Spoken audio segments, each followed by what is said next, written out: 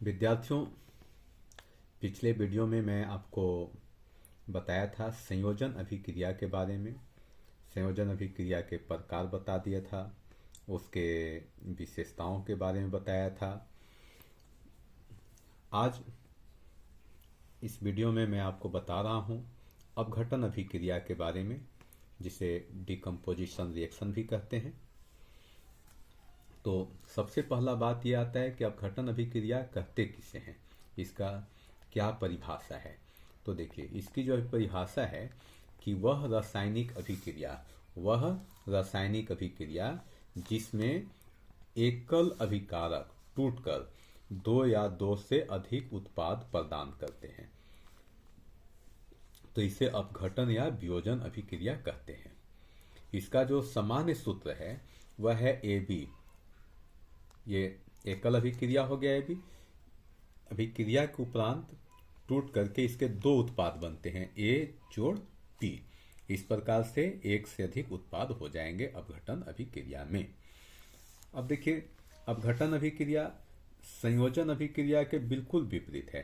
संयोजन अभिक्रिया में क्या था कि एक से अधिक अभिकारक था और एकल उत्पाद बनता था, और यहाँ पर क्या बन रहा है, एकल अभिकारक है और एक से अधिक उत्पाद बन रहा है। अब एक उदाहरण से समझा जाए कि कैसे इसकी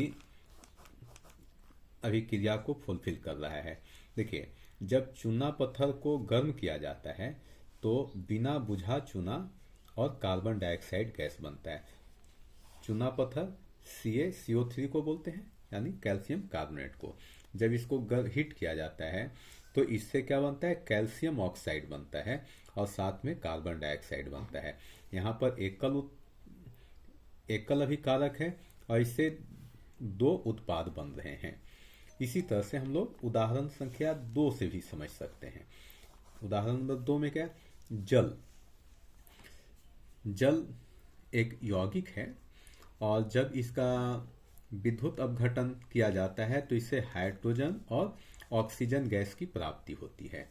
तो देखिए, 2H2O, इसका विद्युत अपघटन किया गया तो प्राप्त होता है 2O2 प्लस O2, यानी हाइड्रोजन और ऑक्सीजन की प्राप्ति हो जाती है गैसियस फॉर्म में।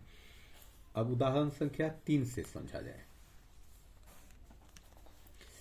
सिल्वर क्लोराइड का प्रकाश वियोजन कराया जाता है, अर्थात सूर्य के प्रकाश में सिल्वर क्लोराइड को रखी जाती है तो उससे सिल्वर और क्लोरीन प्राप्त होता है। यहाँ देखिए 2AgCl, सूर्य का प्रकाश पड़ रहा है, इससे 2Ag और Cl2, इस प्रकार से इसका वियोजन हो जा रहा है।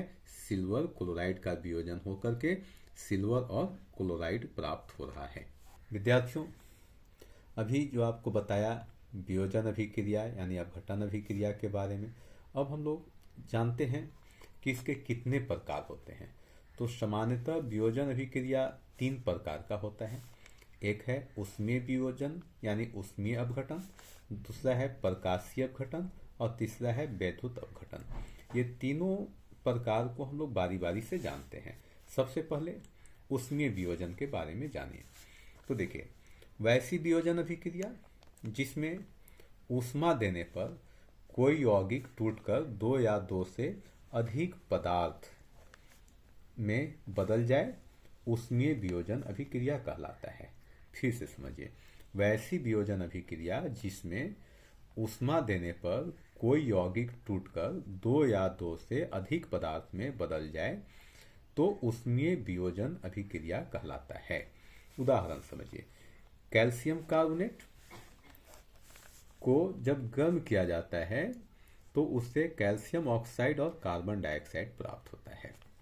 इसी तरह से दूसरे उदाहरण को समझिए, आयरन सल्फाइड FeSO4, इसे जब गर्म किया जाता है तो Fe2O3 plus SO2 plus SO3 प्राप्त होता है, यानी आयरन ऑक्साइड साथ में सल्फर डाइऑक्साइड और सल्फर ट्राइऑक्साइड प्राप्त होता है।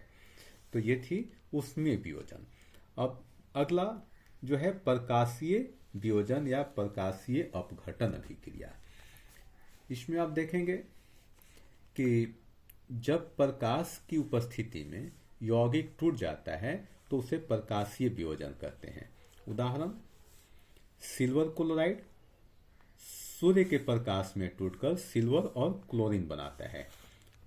2AgCl sunlight 2Ag plus Cl2, अर्थात सिल्वर क्लोराइड टूट करके सिल्वर और क्लोराइड बनाता है। दूसरे उदाहरण से समझिए। सिल्वर ब्रोमाइड लिया, इसे सनलाइट में रखा तो इससे प्रकाशीय वियोजन होता है और सिल्वर और ब्रोमाइड बदलता है, सिल्वर और ब्रोमाइड बनता है, यानी 2AgBr will gives 2Ag plus Br2, ये इन प्रेजेंस ऑफ सनलाइट हो रहा है। चलिए अब तीसरे प्रकार पर विचार करते हैं। तीसरा है विद्युत वियोजन अभिक्रिया, यानी इलेक्ट्रोलाइटिक डिकम्पोजिशन। तो देखिए, वह रासायनिक अभिक्रिया जिसमें एकल अभिकारक विद्युत धारा के प्रवाह से टूट जाता है और दो या दो से ज्यादा उत्पाद बनाता है, उसे हम लोग विद्युत वियोजन कहते हैं या विद्युत वियोजन अभिक्रिया कहलाता है। उदाहरण से समझें। उदाहरण क्या है? जल एक यौगिक है। जल का जब विद्युत अपघटन किया जाता है तो उससे हाइड्रोजन और ऑक्सीजन गैस बनता है। देखिए, 2H2O, इसका इलेक्ट्रोलाइसिस करें तो ये 2H2 प्लस O2 प्राप्त होता है, यानी हाइड्रोजन और ऑक्सीजन गैस प्राप्त होता है। तो इस तरह से आपने देखा ये तीनों प्रकार के अपघटन अभिक्रिया को। अब आपको बताते हैं आखिर ये इस वियोजन अभिक्रिया या अपघटन अभिक्रिया का क्या महत्व है या इतना क्यों महत्वपूर्ण है। तो इसके महत्व को समझा जाए। देखिए, इसका जो महत्व है, इसमें क्या होता है कि नए पदार्थों की प्राप्ति होती है। दूसरा है, इसका उपयोग उद्योगों में किया जाता है। तीसरा है, धातुओं के निष्कर्षण में सहायक है, यानी जो नए धातु निकाले जाते हैं उसमें ये सहायक होता है। जैसे मान लिया जाए हाइड्रोजन प्राप्त करना है तो जल से प्राप्त कर लिए। गैसों की प्राप्ति के लिए तो गैस भी से निकलते हैं। मान लिया जाए कि जल से ऑक्सीजन प्राप्त करना है तो ऑक्सीजन गैस प्राप्त कर ली, हाइड्रोजन गैस प्राप्त कर ली। इसी प्रकार से रासायनिक विश्लेषण में भी इसका उपयोग होता है।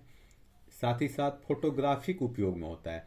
जैसे पहले फोटो खींचने वाली कैमरा होते थे तो उसमें जो रील होता था वह बनता था सिल्वर ब्रोमाइड का, तो फोटो खींचने में उसका उपयोग होता था। इसी प्रकार से ऊर्जा परिवर्तन को समझने में सहायक है और साथ ही साथ पर्यावरण एवं दैनिक जीवन में इसकी महत्वपूर्ण भूमिका है। तो ये थी इसकी महत्व। इसकी विशेषता क्या है? तो वियोजन अभिक्रिया की जो विशेषता है वह है कि एक ही अभिकारक इसमें होता है, एक से ज्यादा अभिकारक नहीं होता है। दूसरी बात है, इसमें ऊर्जा की आवश्यकता होती है, बिना ऊर्जा का यह अभिक्रिया होगा ही नहीं। और तीसरी है, अक्सर इसे हम लोग ऊष्माशोषी अभिक्रिया भी कहते हैं। तो कई बार परीक्षाओं में आता है कि ऊष्माशोषी अभिक्रिया क्या है।